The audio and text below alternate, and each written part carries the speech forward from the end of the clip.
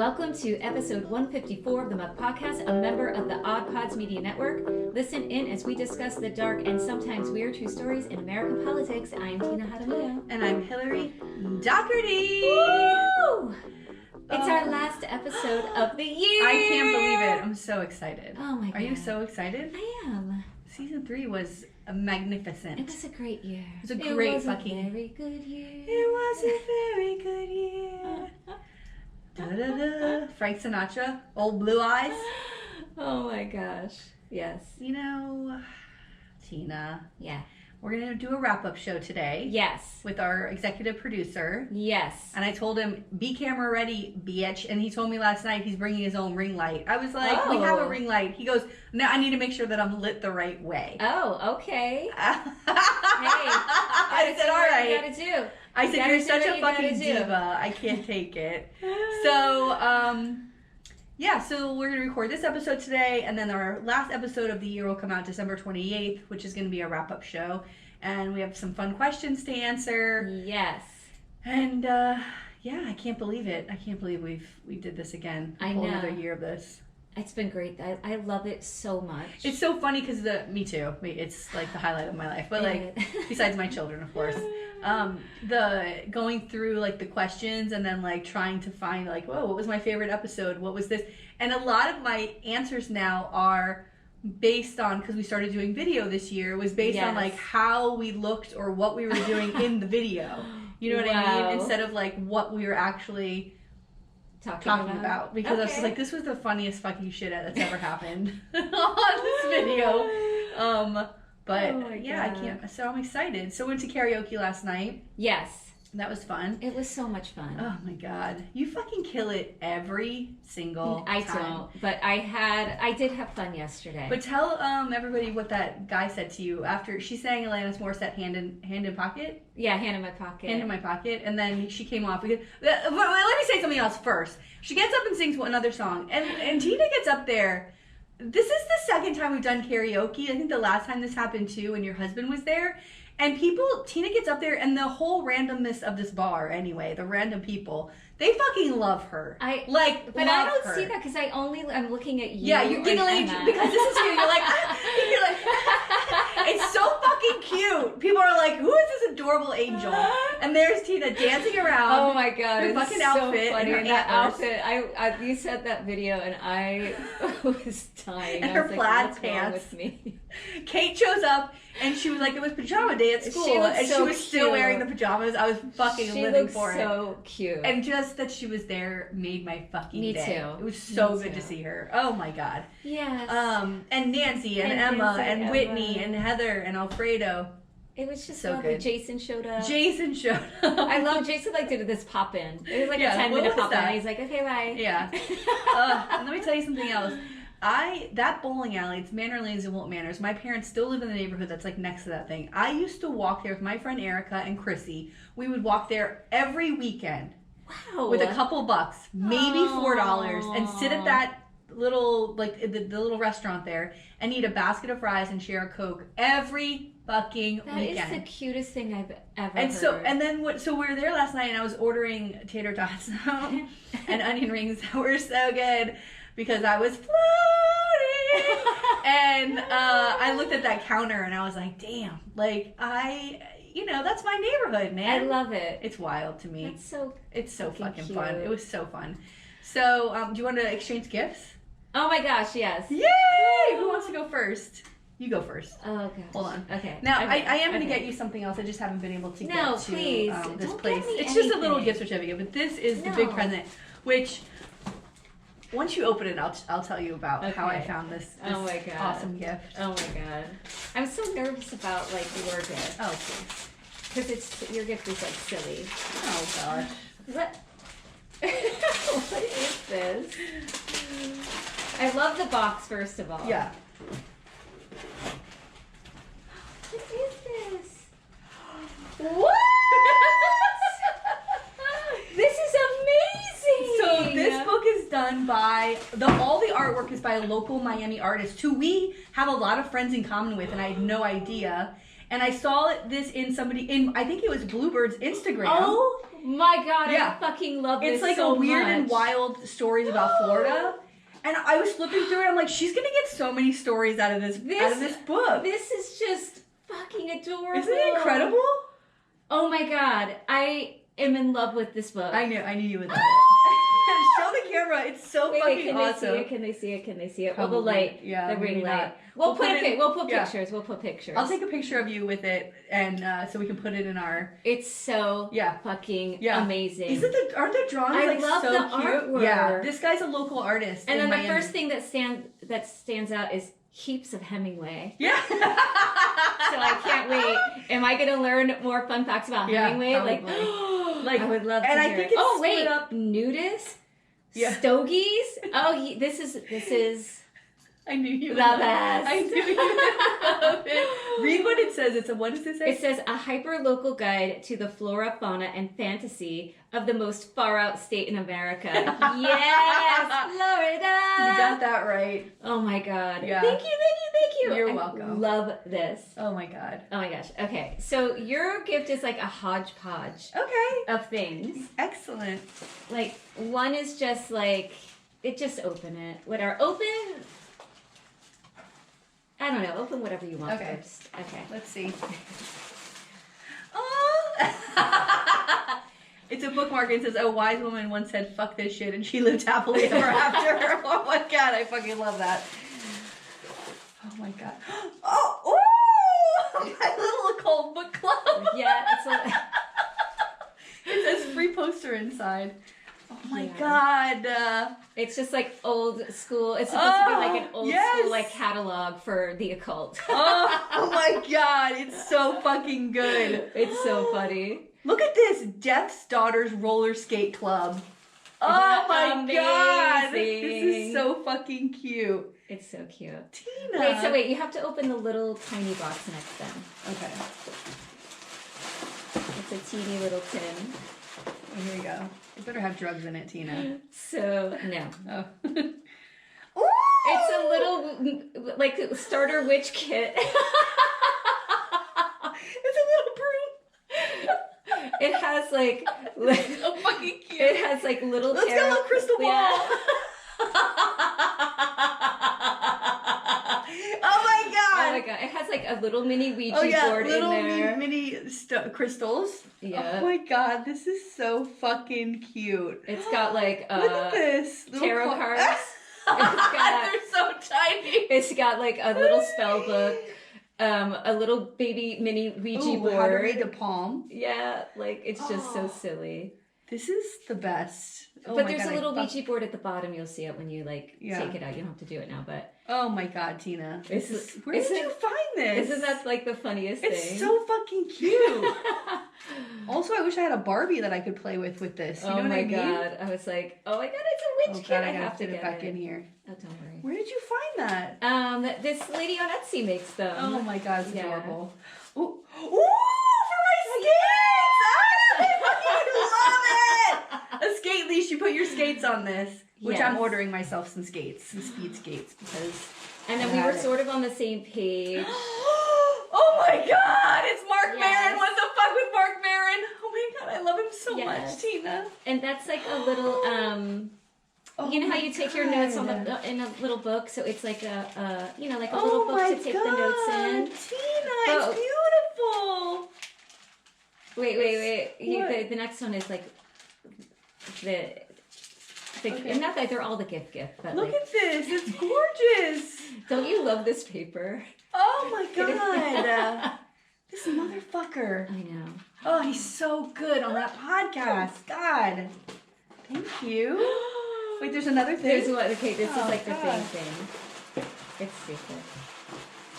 Wait. Here. Yeah. I'm like, wait a minute. Oh, wait, but open it. He didn't sign this. Tina, he didn't fucking sign it. Tina.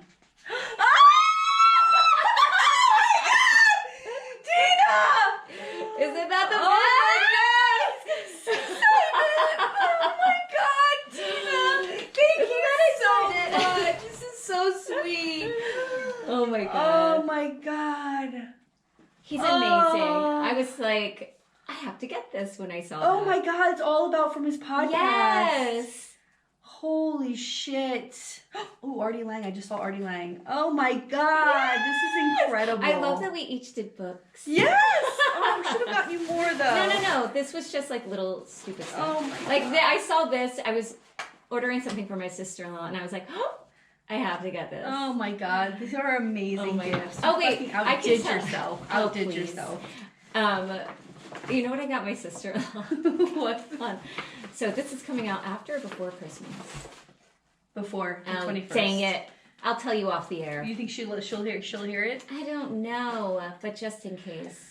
Oh my God. I forget how much I love getting gifts. Gifts are so fun. Well, especially when they're given by someone who like knows you very well. Aww. Like they get you great shit. Like that's amazing. Thank you so Yes. much. Oh my God. All right, well, we have to get this party started because Al Brady's gonna be here. All right. So your story you said is longer, right? Yeah, and it's sad, so I hope Oh, you're gonna fuck. bring us up at the end.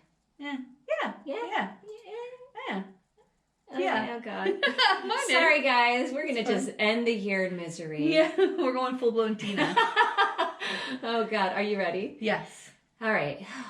So I will say, like, I teared up. No. Yeah, and like, so hopefully I don't tear up like during it. It just, there were certain things about it that just made me very sad. Oh God. So I'll try it. It'll be fine. All right. So today I'm going to tell you the story of United States District Judge for the District of New Jersey, Esther Salas. Okay. So I want to preface this. Damn, I almost did a New Jersey story. So when you said that, I was like, oh God. I want to preface this with a trigger warning because there is violence. In this story, gun violence, and it's incredibly awful what happened. And I also want to note that Salas is a current judge, and this event like changed her life forever. All right, so Esther Salas was appointed to the United States District Court of New Jersey in 2011, and she loved serving on the bench, but tragedy strikes when a plaintiff decides to be judge, jury, and executioner. No! So our story takes place in New Jersey, and Salas has like a pretty wonderful story. According to the New Jersey article that I read by Chris Sagona, Salas was born in California to immigrant parents. When she was 5, she and her mother, her parents split, along with her siblings, moved to Union City, New Jersey. And things were tough for her growing up. She dealt with a house fire at 10. She was on welfare. She shared her house with like 11 different like family members at the time. But through it all, she said her mother like served as this really positive example. And it was her experiences growing up that led her to study law and like want to help people. And she attended Rutgers for both her undergrad and her law degree. And from there, she took on leadership roles. She was an assistant defender for 10 years. Wow. She was president of the New Jersey Hispanic Bar Association from 2001 to 2002. And then in 2010, she was nominated as a federal judge by Obama, making her the first Latina to hold that position. Holy cow. Yeah, which is pretty amazing. Yeah. Okay. Oh, fuck. I know. God damn it. All right. It's always so high, and then you just I punch know. me in the face. I know, I'm sorry. All right, so this is pretty recent.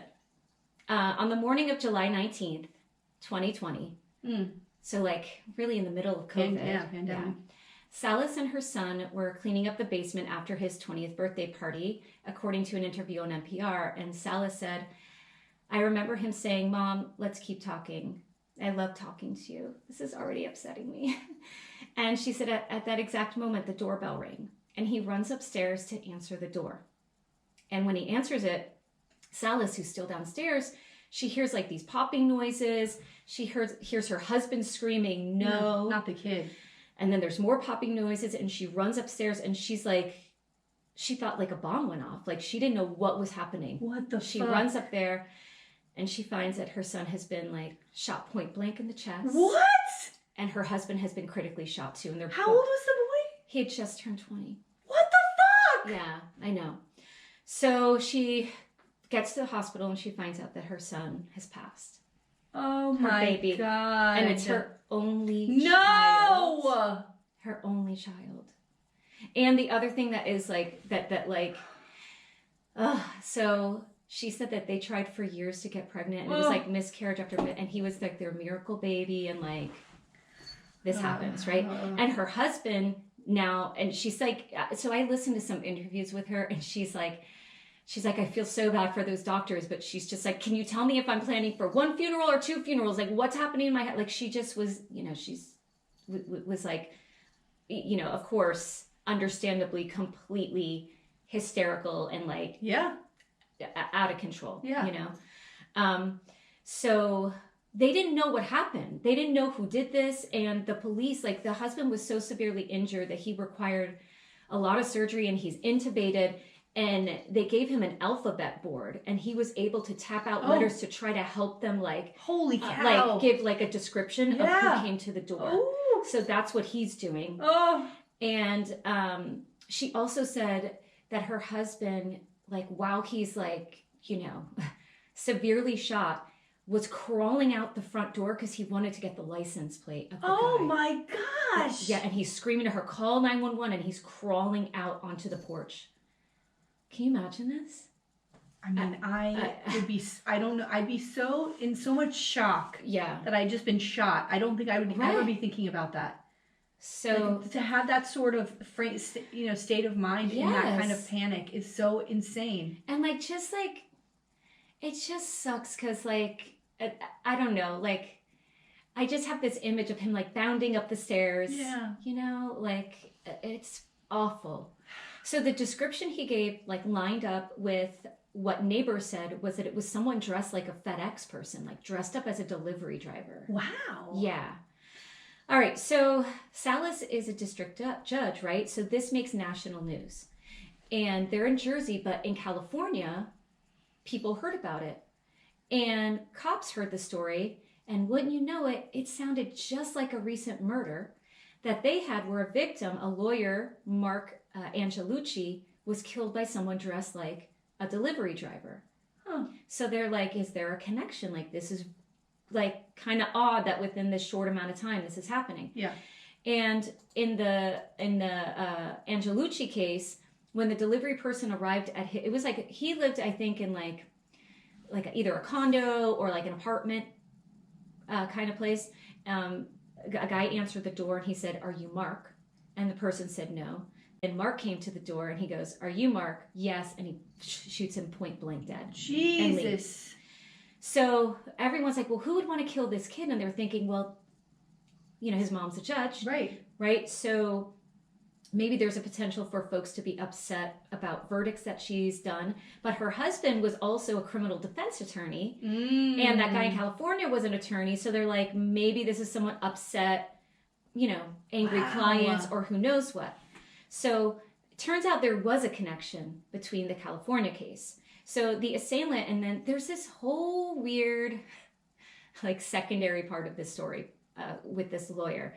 The assailant, the guy who actually did the killing, he happened to be an attorney as well. He was a lawyer. And his name was Roy Den Hollander. And he wasn't your average lawyer. He was an anti-woman, pro-men's rights advocate. What? Yeah. This fucking toxic bullshit again. You motherfuckers. But the thing is, what the fuck? Yeah. Pro-men. Fuck you. Pro-men. Fuck off. So the attorney, bullshit. that got the whole world's based on pro-men. That is the world's motto is pro-men. No. We don't need you to advocate. It already exists. It's part of our fucking fabric of our society. His belief was like that men are discriminated against. Oh, go fuck yourself, you piece of shit motherfucker. That's so funny. Fucking bullshit. The thing, though, is that the lawyer in California who was killed, he was also a gender discrimination attorney, but for men as well. God. And they knew each other. And it wasn't like they were rivals, but this Angelucci guy was kind of garnered a lot of attention and was very well known in sort of the circles of these cases that you know, he did a lot of like, you know, like for divorce cases and things like that to make sure like men are getting the equal, like all of that stuff. So they knew each other, and like I said, Angelucci is successful, and Hollander not so much. And it's just, I think it rubbed Hollander the wrong way that this other guy is doing the same kind of stuff he is, but Hollander, like Angelucci was doing it, it's like, okay, I'll advocate for men and divorces and this and that. Hollander was like, it's like he took it and just like kind of amped it up even more. You know, it's already bad enough, but like and I think that was his problem, is that he was almost too toxic for the toxic masculinity. Yeah. You know what I mean? Which is saying a lot. So how does this tie into Salas? Yeah, what the fuck? So allegedly, Hollander was pissed off that Salas handled the case. So according to NPR, she postponed a ruling. So he came before her. He was he was representing women, actually. And it was this one girl who wanted to sign up for the selective service. So as you know, when boys turn 18, they have to sign up for selective service. And this girl was like, I want to sign up for selective service, but you can't because you have to be male. And he was like, hey, if we want gender equality, all women should be required to sign up for selective service just like men do. Just do it right? then. Who cares? So he was like trying to get this case attention. So it ends up coming before her, and she had to postpone it at the request of the government, right? So she didn't rule against him. She's like, we're postponing this case right now. And according to CNN, she ruled against some of the claims that he made, but she also supported some of his claims. So it wasn't like she was like flat out against him, right? But then he handed the case to these other attorneys because he allegedly had a terminal illness. Supposedly he had cancer. Mm-hmm. So some people think, like, was it the illness that caused him to like do what he did? He was 72 years old too at the time. What? Yeah. And he's going around shooting people? Yeah. So he had this online manifesto that they found out afterwards. Oh my God. Get a life, you fucking idiots. Yeah, so he supposedly like spoke ill of her online, primarily due to her ethnicity. Oh, so we're white supremacists too. According to ABC News. So he wrote that she was, quote, a lazy and incompetent Latina judge appointed by Obama. And he said that Latinas, however, quote, were usually a problem driven by an inferiority complex. Well, it takes one to know one, motherfucker. Right? And Salas said, quote, he was angry with me for being a woman. He was angry for me being Latina. Yeah. She's like, I know what this is about. Yeah, right? We all know. And he's basically laid it out for you. Yeah. His manifesto. Yeah, I mean. Could you imagine? You have time. 1,700 pages. Literally just screamed about this, I think, last week on the podcast. If you have time to sit down, because you're so fucking angry, and write a 1,700 page. Can you imagine manifesto? Pages, not 1,700 words, 1,700 pages. There's something fucking mentally wrong with you. Mm-hmm. There's something mentally wrong with you. Yeah, you're racist. You're a sexist. Yeah. I mean, like, when I say this guy's an anti-feminist, like, I mean, he was an anti-feminist. He was so for a little while, he was part of the National Coalition for Men. What? Can you imagine? You know what, guys, dude? You know what? What? Are you doing? Fuck you. Just go fuck yourself. You know, I don't know what woman fucked this guy over. Probably his mother. Oh, he has some things to say. I will give you some quotes about his mom. Thank you. Oh, really? Yes. You see what I'm saying? Yes. It's always the mother. That's why I baby the hell out of my kid. Yes. My son. I'm like, here, please, we have to. Yes. You know what I mean? When I say baby, I mean teach them respect. Yes. You know, don't drill down on them. It affects these motherfuckers. Yes. They're very sensitive. Oh my God. So women have pain built in. We know what it's like to suffer. It's true. Oh my God. So according to the New York Times, he was kicked out of the National Coalition for Men because he made this like nasty phone call, and he kept approaching them with like case after case, like take on this case, and they were like, no, we're not doing that, right? And so then he starts getting pissed off at them.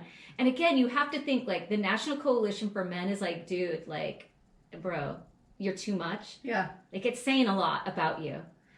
So El Rava told the Times, and he was someone who was like kind of high up in this National Coalition, said, quote, we rejected him because we all thought, and it turns out he was a nut job. Yeah.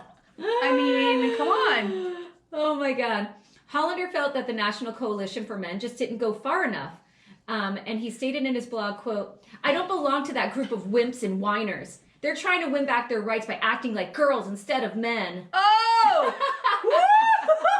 My blood is boiling. Yes. I mean, could you imagine? Could you imagine, you stupid motherfucker? Could you fucking imagine? Oh my gosh.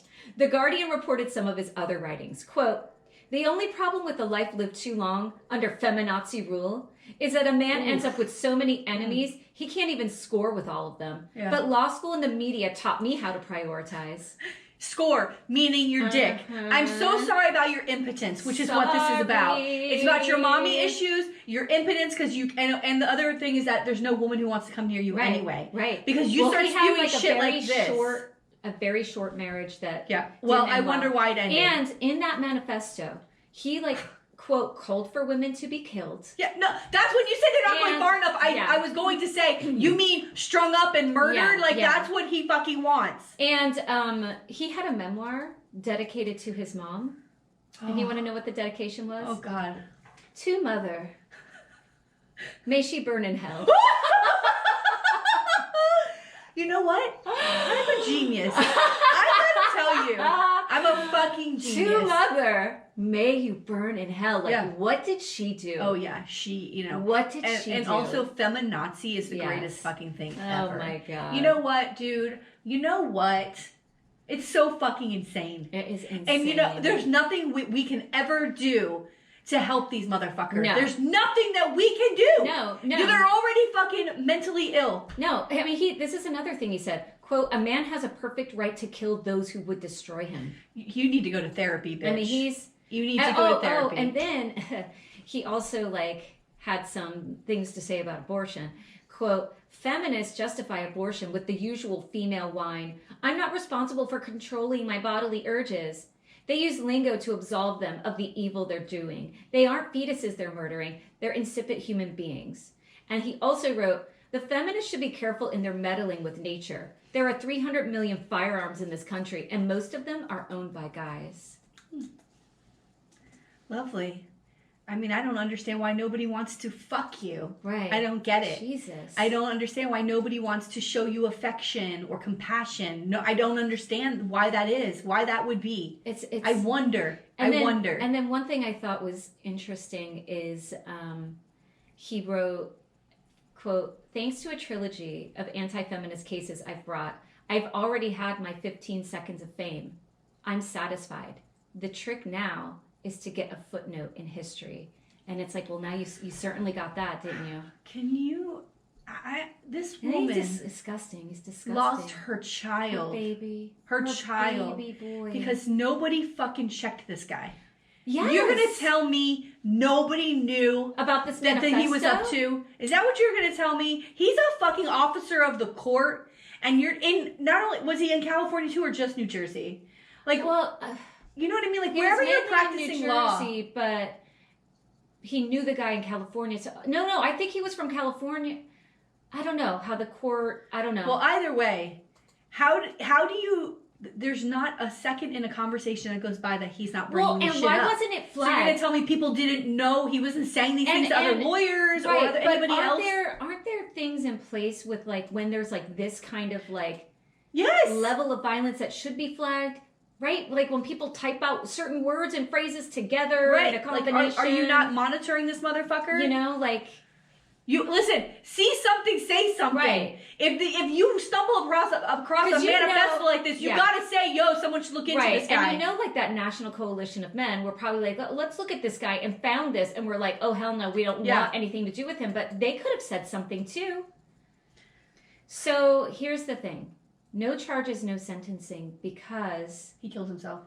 Good. Die. No, we'll see you in hell, bitch. He took his own life one day after the killing. Talk about a coward. Talk about a fucking pussy. Yeah. And a wimp. Yeah. Can't fucking... Oh, you don't want to be in jail now? Yeah. Well, you can't handle it? You can't handle it. Are you a pussy? Fucking dick. Oh, my God. So, CBS News reported that FBI Incident Commander Joe Denahan said, quote, "We were dealing with an unstable person who, I think it's fair to say, was a coward." Yep. I mean, but when they find him, they find a hit list Oh my God. That included 3 other female judges. Jesus. According to NPR, there were a dozen names on the list. That's the other thing. And Judge Sotomayor was on the list, and they also found a gun locker that belonged to him too. You know, the other thing is all these women judges, like they're on a higher level than him in the courtroom. Yes. And they've probably ascended to that level. Yeah. And how come I'm not a judge? Yes. What about me? Right. Why am I not a judge? Yeah, or why can't I go before a man? Because, he's going to understand. You know, there's a thing, I totally, there's things on, when I watch My Lord and Savior Judge Judy, there's a thing where it's like, there's a woman, like a parents, right? A man and a woman. And the woman's like, oh, I took the kids and I moved out and I'm not allowing him to see the kids. And Judge Judy always says, like, there's 2 parents. This is equal. You're not more of a parent because you're the mother, right? And it did take a long time in the courts for that to be a thing. Right. Usually, when people start getting divorced, the court wouldn't even blink an eye. The mother gets custody. Right. And the father would maybe see them every other weekend, right? Like that was the thing when we were growing up. At least that was the thing, right? Yeah. And men had to fight to get equal custody. Now it's more of a normal thing to have that. Yes. But it was a thing that people had to fight for. Yes. Especially if the woman was scorned, right? Yes. She's like, fuck you, you're never going to get the kids. And then it would be a horrible legal battle in the courts. Yes. But so I get that sort of like he's fighting for men's rights. Like there was a thing. It's not a thing anymore, though. Now it's a normal thing for this custody. Yeah. So one of the other reasons I did this story is because of what Salas has done since this horrific event. Oh, my God. So I feel like if this was me, I don't even know. The thing that she witnessed was so horrific. You know what I mean? Like, I don't know. In her home.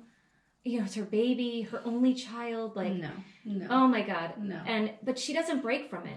She's trying to use what happened to protect others and other judges from what she went through. And CBS News reported that she said, "My son's death cannot be in vain." Oh, this is like the mayor you covered in Nashville, remember?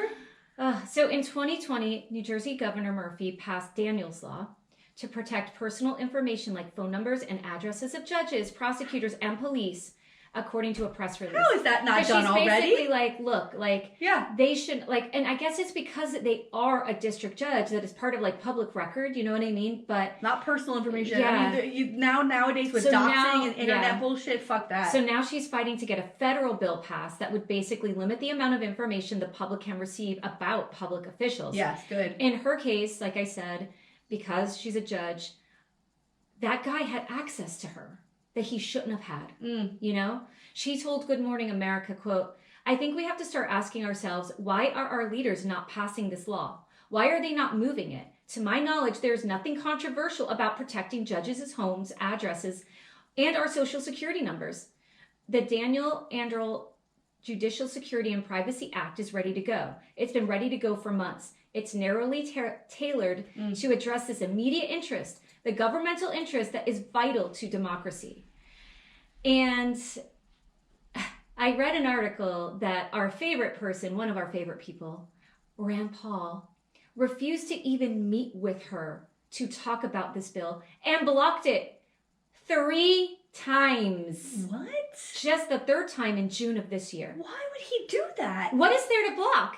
You fucking right because it's tied into gun violence probably, and that's other like I can't stand it. Or it's just because it's like Democrats. It's not. It's about protecting information. These are nonpartisan. We just had an insurrection where they came and they smeared shit all over your office, you dumb fucker. I mean, they just even took Pelosi's house and this is violence, and beat this man with a fucking hammer. Yeah, the violence that your party is responsible for. The rhetoric and the fucking violence that you fucking do, that you talk about, that some of you encourage. Come on, dude. So fucking bullshit. So sad. So she spent, so dummies. This thing happened in 2020, and then her husband was like, it took a long time for him to recover, so she kind of wasn't on the bench because she was dealing, 1, with the loss of her son, and 2, with her husband's recovery at home. Yeah. And she just returned back to the bench in March of 2021. And she told Eric Tedisco of People magazine, quote, It's bittersweet in a certain way because I'm returning to a job that I love so much, but it's also because of this job I lost my only son. Jesus. It's hard to reconcile those emotions, but I can tell you this. I know Daniel would want me to come back, and I know Daniel would want me to represent all women and Latinas everywhere and come back and show that I am not deterred and I will not be frightened or afraid to do what I love to do, which is to be a United States District Court judge. Holy shit. Love Fucking her. I got goosebumps. I love her. Holy cow. So one thing that made me sad, oh my God.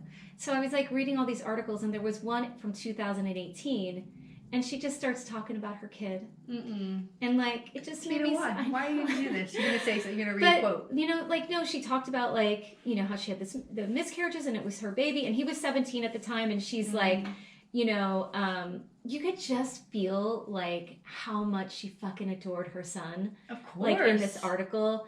And she's like, he loved to argue with her all the time in a lawyerly way. And she's like, I always thought maybe he'd be a doctor, but like, it's clear he'll probably be a lawyer.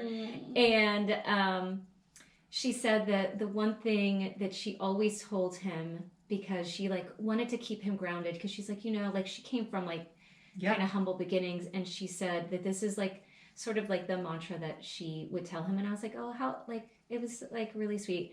It is, you are not better than anyone, but no one is better than you. Right? So like, you gotta, it doesn't matter what level any person is on, like that no one is better than you, but you're not better than anyone either, you know? And like, tried to kind of instill that in him. And the other thing she did is like she publicly announced, even though Hollander was dead, but she publicly announced that she has forgiven him. And I don't know if I could do that. She told ABC 6, I don't want to sugarcoat. Some of the depths of our despair at moments, Mark, thank goodness, is thriving, but we had some scares and, you know, we're traveling this journey together. And she's just like, she talked about how like once she was like, I forgive him, like that she's like this burden lifted off of her. Wow. She's like, I have to keep moving. Wow. And she's like, and if she's holding on to that, like she can't move forward. Wow. I'm like, holy shit. Her son's former high school, St. Joseph's, named the baseball field after him because he was like, you know, a big time baseball player, played. And just to lighten things up, I wanted to end it with something kind of fun. One of her most famous cases in New Jersey was she presided over. Wait, can I guess? Yeah. Was it Buttafuoco? No. Oh, wait, that would have been right. Wait. All right, go ahead. I don't know. Teresa and Joe Giudice of the New Jersey Housewives. I don't know what the fuck that is. Teresa, the flip the table New Jersey. Oh, yes. Her husband. Remember they like scammed the government and he was really Italian. They deported him. Oh my gosh. Yeah. It was like part of that. She was on that case. Oh, I never would have guessed that. I never watched. The only one I watched was the New Jersey ones because I was. I remember the flipping table. That was pretty funny. And I only watched like. Yeah. I only watched that season, but they're so funny, and I was like, oh, that's kind of funny. Like that was. You know. That's awesome. And they even looked into it, like, did it have something to do with that case? Because that would like people being upset that he's deported, and they were like, Ian, no. Could you imagine you get shot or someone you know dies over the fucking housewives in New Jersey? Jesus. I mean, it's just as bad. Like, this kid, one, didn't do anything. Ugh. Two, this judge, she didn't say, go fuck yourself and dismiss your case. She's like, I gotta postpone it because the government's telling me to postpone it. What, you know, like what part in his mind? He's out of his mind. You can't reason with someone who's so insane. Oh my God. And when you have those kinds of thoughts, when you're that fucking deep in it, like we've talked about a number of times on this podcast, when a dude is so fucking deep in this bullshit, like there's no getting them out. There's no getting them out. And it's unfortunate. It's unfortunate that his mother was a cunt. But that's like what happened to him. Yeah, I mean, and now everybody else has to have a fucking deal with it. And at 72, you know, what do you have to do to your son for him to write that kind of like "May you burn in hell"? What the fuck did you do to that kid? Yeah, come on, dude. Come on. It's something happening. Yeah, I mean, but then mommy is the example for all women, right? So then this is now how he views women. All right, let's get to my story because mine is short and sweet.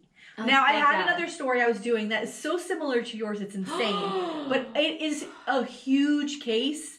And I was like 3/4 of the way through it. And when you said, like, we might have to change the time, I was like, you know what? Let me put this to the side and I'll do it. Like, I think it'll be my first story for the new year. But it's a fucking doozy. And I can't wait. But today, I'm going to cover U.S. House Rep from Ohio, Wayne Hayes. Oh. And I'm telling you, I don't know if it's the stories like are all blending together now because I looked it up and we haven't covered it, but it's so similar to so many other fucking gross dudes that we cover. So like lately, the past few months, like Ohio is like the new Florida. Like everyone's like just shitting on Ohio, and there's that down in Ohio, sun in Ohio, and they have the song, and it's like. And it's any kind of videos like when you're in Ohio and they have the song play and it's just like, is this a TikTok thing? Oh, it's like YouTube shorts. It's everywhere. It's I've never heard this before. Oh my God. Well, my son is so my son will always be like, when your friend learns you're in Ohio, or when this happens in Ohio, and it's just like, I said, well, I'm glad that Florida isn't the only dumpster fire in America. It takes the edge off a little bit. America is a dumpster fire. Yeah. Take the edge off a little bit, no? Yeah. Oh my God. All right. Wayne Hayes was born in Bannock, Ohio. He graduated from Ohio State University in 1933, and he served as mayor of Flushing, Ohio from 1939 to 1945, and he simultaneously served in the Ohio State Senate in 1941 and 1942. So he was mayor and a state senator. Can you do that? Apparently. I was thinking maybe it's just a small city, maybe a small town. Starting in 1945, he served a 4-year term as commissioner of Belmont County. He was a member of the Army Officers Reserve Corps from 1933 until called to active duty as a second lieutenant on December 8th, 1941, with a medical discharge in August of 1942. And he's a Democrat. He was elected to the 81st Congress in 1948 and was subsequently elected 13 more times. He was a chairman of the powerful Committee on House Administration. And Hayes received 5 votes for president at the 1972 Democratic National Convention without campaigning for the office. I mean, just for how amazing that at least 5 people thought you could be president. Like, I love that. I'd be like, yes, I'm here for it. Hi. Right? But it's just, I think it's funny, like, I'm not even running, but people are like, you know what? You should be president. Screw everybody else on this list. 1976, Hayes ran for the party's nomination for president as a favorite son candidate in the Ohio primary.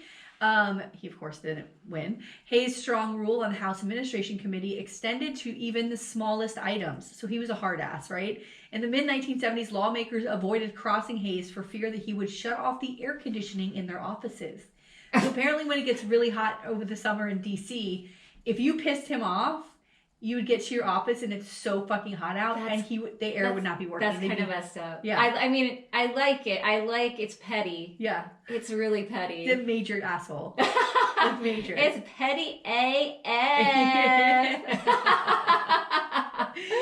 His fellow U.S. House Rep Bud Shuster from Pennsylvania once said about Hayes, quote, while his colleagues might have argued over whether he, as chairman of the House Administrative Committee and the Democratic Campaign Committee, was the second or third most powerful member of Congress, few disagreed that he stood in a class by himself as the meanest man in the House, end quote. Dang. All right, so let's get to the scandal. God. I know. What is it like to just be... I know. A mean person. Like, but also, like, don't you think it's going to to come back to you? Like, that's what I feel like. It's going to come back in some way. Or, like, do you go home and when you lay down, like, because I'll replay sometimes conversations in my head, or I'm like, oh, I wish I would have said that, or, you know what I mean? Like, I maybe we do it, maybe we all don't do it, but did he lay down at night and go, God, I feel really bad about what I said, or no, because I'm sure, because if you're just mean, like, how people shrink away when you say mean things, like, Did he look at that and not go, God, I don't think so. I think that he just fucking was getting down to business, and he was like, oh, you're gonna fuck with me? Fuck, I'm gonna fuck with you. Like that. I don't know what that's like, but there is a part of me that wishes I did have some of that, where you could just shrug off bullshit. But I just always think it's gonna come back to get you, right? If you're addicted to somebody, it's coming around some other way. And I feel, and I know I've said this quote on here before, but like, and I used to say this to my children when they were little all the time. And it's attributed to Maya Angelou, but I don't think she really said it, or it's been paraphrased. But it's, people, won't remember what you said. They won't remember what you did, but they'll always remember how you made them feel. Right. And it's like, do you want to go through life to be the person when someone reflects back on you that they're like, ugh. Right. And I feel like he's the person that a lot of people are like, ugh. Yeah. And then if you get in trouble, no one's going to come and defend you, right? No one's going to be on your they're side. They're like, oh, sorry, I can't take this call right now. Yeah. So, the scandal. Okay. In May 1976, the Washington Post broke the story of Hayes having an affair with a young woman named Elizabeth Ray and hiring her to work in his office. Uh-oh. Oh, what kind of work, girl? Woo! What is she doing in there? She was doing a job. Quoting Elizabeth Ray, Hayes' former secretary, saying that Hayes hired her on the staff and later gave her a raise as staff of the House Administration Committee for 2 years to serve as his mistress. So she starts singing, baby, like a bird, like a canary. For 2 years? Yeah. Wait. So she probably got insurance. Oh, yeah. She got everything, but meanwhile, she's just doing them. She's just fucking him. She was paid $28,000 in those 2 years that she worked there. Remember, it's 1976, but that's still. Yeah, $28,000 for those 2 years. Hayes had divorced his wife of 38 years just months prior to this story being broken. But she found out. After he got a divorce, like shortly after, he marries his Ohio office secretary, Patricia Peak. Wait, someone different? Someone different. Than the mistress that got paid? Than the mistress. The mistress is in D.C. He's got, they have offices back in their home districts. Oh, he's got an office there, and this woman, Patricia Peak, was his secretary. He divorces his wife of 38 years and marries this secretary in Ohio, right? Down in Ohio. Yep. Something, high. Yep. That's right. Down in Ohio, baby. So, hired as a secretary, Elizabeth Ray says to the paper, quote, I'm gonna fucking love this quote, "I can't type, I can't file, I can't even answer the phone." She even said, quote, "Let a reporter listen in as the Ohio congressman told her on the phone that his recent marriage to this other secretary would not affect their arrangement." Oh. So this girl's gonna be, so this chick's gonna be like, listening to him. This girl is like, oh, he divorced his wife. Yeah. Okay, now maybe it's my turn. No. But wait, it gets better. I can't file. I can't. This is the reason. The reason the story broke is because she went to the Washington Post and was like, blah blah blah. But here's why she went. Ready? Quote: "Liz chose to tell her story after Hayes decided to marry Patricia Peak and did not invite her to the wedding." She was salty about that. Ooh. She was salty. Elizabeth told Time magazine, quote, "I was good enough to be his mistress for 2 years, but not good enough to be invited to his wedding." What is she thinking? She's like, wild. What is she thinking? Well, yeah. What is she supposed to do? Like, like she's gonna be sitting there like, she doesn't understand that she's not going to be invited to his wedding. That pissed her off. So she's like, you know what? Fuck you. That doesn't make sense. Maybe you should invite her to your wedding. Down in Ohio. 3 days later, Hayes admitted to most of the allegations on the House floor, denying only that, quote, Miss Ray's federal salary was awarded solely for sexual services, and she was not, insisted Hayes, hired to be my mistress, end quote. He resigned as chairman of the Committee on House Administration on June 18, 1976, and then resigned from Congress on September 1st, 1976. Oh my God. So what happens? Elizabeth Ray, who had won the title of Miss Virginia in 1975 in a beauty contest, says she worked briefly as a stewardess, waitress, and car rental clerk before beginning work on Capitol Hill in the summer of 1972. She also admitted to having sex with married Senator Mike Gravel, a Democrat senator from Alaska, on his houseboat in August of 1972. According to Ray, and this is fucking sad to me, according to Ray, the meeting was arranged by Representative Kenneth J. Gray from Illinois, who was her boss at the time, in exchange for Gravel's support of a bill Gray was pushing. So he's like, wow, well, fuck this guy, so he'll vote for my bill. Oh my God, no. So this girl is like, she's totally being used all over the fucking place. It's fucked up. Both Gravel and Gray denied the accusations, and a federal investigation ended with no charges being filed. But decades later, Gravel admitted having sex with Elizabeth Ray, but continued to maintain that it was not in exchange for a vote. Oh, You know that shit happens Then all why the fucking time. Then why even admit it? Yeah, I don't know. It doesn't make any sense. What a piece of shit, though. Wow. She later posed for Playboy several times and tried acting and stand-up comedy. However, of course, nobody knows who she is. She didn't have a career, and she kind of like faded back into obscurity. Beautiful, like stunning girl. Beautiful girl. Yeah. I hate men. Fuck. I mean, if it wasn't for those damn penises, I know. Can't live with them, can't live without that penis. You know what I'm saying? It's a fucking shame. Because it's so good, and then you're like, but it's all that that drives them. Yeah. You know what I mean? Ugh. Yeah. Maybe we do need like a generation of men that are like Ken dolls, just like a flat surface. I wonder how smart they'd be. Remember when George stopped having sex on Seinfeld and he became a fucking genius? Like, that's what we need. Think about that, dudes. That was so You'll need funny. that. Yeah, you'll need that. I forgot about that. So after leaving office, Hayes returned to Redgate Farm, which is his 300-acre property in Belmont, Ohio, where he bred Angus cattle and Tennessee walking horses, so he's probably making tons of fucking money. Yeah. Hayes served one term after this, from 1979 to 81, as a member of the Ohio House of Representatives, and he died at Wheeling Hospital in Wheeling, West Virginia on February 10th, 1989, at 77 years old, after suffering a heart attack at his home. And he was still married to Patricia when he died. She was by his side. And that's Wayne Hayes. That is wild. That is wild. I know, I love it. Oh my god. It's my favorite. Yeah, I don't know. I really would love to have somebody on the podcast to talk about dudes and like what's the drive. Yeah, we'll look. There's got to be someone who's written about, toxic masculinity. It's so fucking insane to me. I'm on it. Maybe a dude though. Yeah. I mean, I'd like to hear from a man to talk about how this is bad and affects them. You know? I mean, women can talk about it all day, but don't dudes need to acknowledge and recognize it? And I wonder if I feel like it has to impact men to feel like they have to say certain things or be a certain way. Yes. What are, because there's expectations. Absolutely. I feel like with women, right? Of course. We have these, well, not that we have them, but there's these societal expectations sometimes of women, and men, I think, have that same thing. Of course.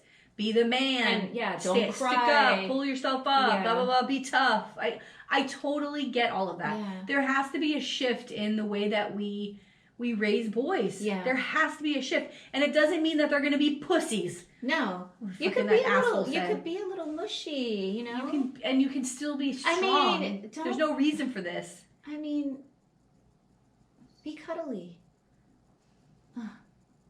I just don't get it. It just leads to so much destruction. Yeah. And I think about all the mass shootings and, the violence because men feel inadequate because of something that whoever these victims are didn't do anything to them. No. But they find a way to focus that sort of like terrible energy to like hyper focus on one issue, and then they have to find one bad guy, and now that's their target, instead of like stopping and saying, why do I feel this way about women? But maybe I should go figure this out. Like the guy I covered, also about like leaving your mark on the world. You know what I mean? It's like they want to be known for this horrific thing somehow, and that too is, I don't know. Here's the deal. I was just talking about this with somebody yesterday of like, am I living up to my full potential, they said. And I was like, this is a grown man. And I said, first of all, let's stop equating like whatever your job is as living up to your full potential, right? Like you don't have to be a judge or a lawyer or like a famous football player or whatever. Like I think living up to your full potential is being happy, living a happy, healthy, good life, kind life. Yes. Being good to the people around you. My son asked why me isn't the other that day, the fucking measure of a good life? My son asked me the other day, he goes, would you rather have all the money in the world, but, not really be so happy? Or would you, do you want to be poor, but, be happy and be like you are? I said, I'd rather be poor and be happy. Yeah. I said, life isn't about money and all the stuff that you have. It's about the friendships that you have, how you feel about how you treat people, kindness, all of that stuff. I'm like, Absolutely. That's the stuff that's important. Yeah. And I feel like, especially and we've talked about this on here before, especially American culture, it's always been this sort of keeping up with the Joneses kind of mentality, or like wanting to make people jealous, or, that's not a healthy way to live. like and you're never going to reach that level. Or like that I have to be like so-and-so. Like, it just has to be, I'm content with, you don't have to have a lot of things to make you happy. No. You know what I mean? I don't know.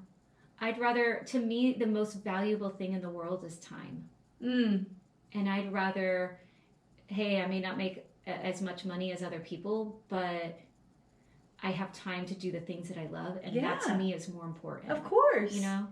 And spend it with the people that you love. Yes. Make that time to do that. So, oh God, I pray for this world. I pray for it. Yes. So that's something for the new year.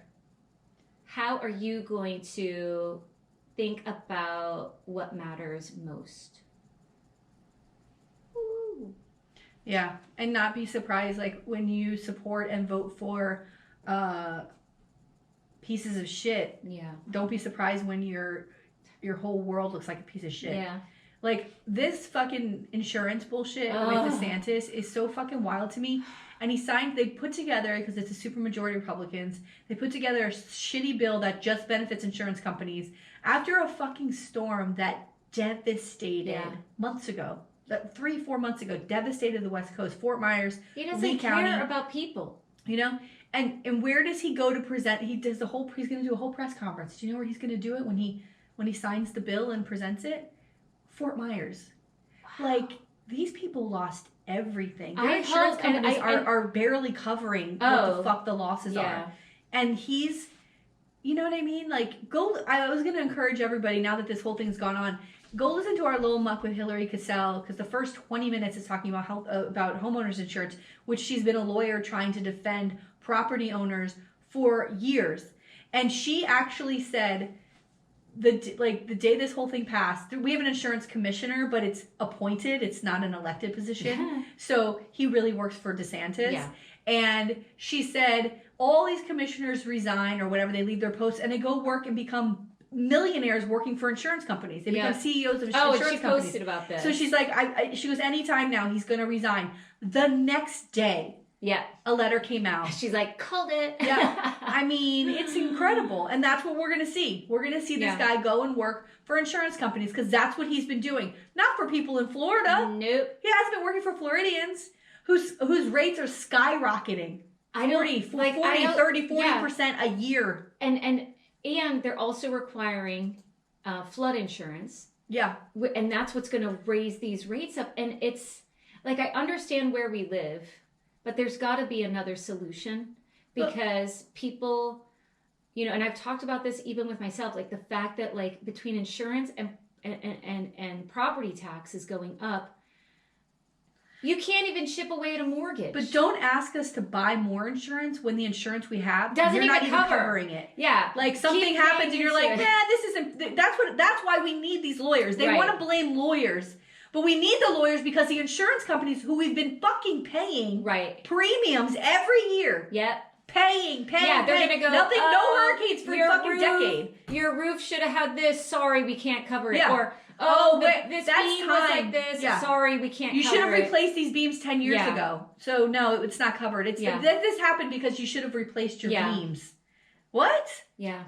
Fuck you. Maintain. It's called maintenance. There's a maintenance part of your policy. And it's so ambiguous. If you're not keeping up, then and how do you know how to keep it up? So then people hire lawyers to get pennies on the dollar paid out to them. And then you're blaming lawyers? How about fucking look at insurance companies and how they're not paying these premiums out? These fucking claims. The way that they phrase this bill, it's going to make attorneys not want to take on these cases because they're not going to be able to make... it's something about the attorney's fees that they can make that they won't be able to get. So we have to now get out you have here. Regular people who now have no options because who is going to represent them? Yeah, how can they afford to be represented? We have to get out of here before our homes are destroyed. You understand? Because we could be like Fort Myers and have nothing. Yes. And then what? Oh God. We got to get out of here. Yes. Oh, and also we have to leave the podcast episode. we have to end it. Wait, what? We have to end the episode. Oh. I was like, wait, you're canceling the show? What? Yeah, canceled. The name of this episode is canceled. Let's throw everybody off and they'll see canceled. Oh my God, the podcast is over. Oh my gosh. All right. yeah, so tune in next week. We'll have a wrap up, and Yes. Alfredo will be here, our executive producer, and we will see you guys in the season new 4. year. 2023 is going to be the best year ever. It is. Ever. I feel it. I feel it. I know, it's going to be amazing. Oh, All right.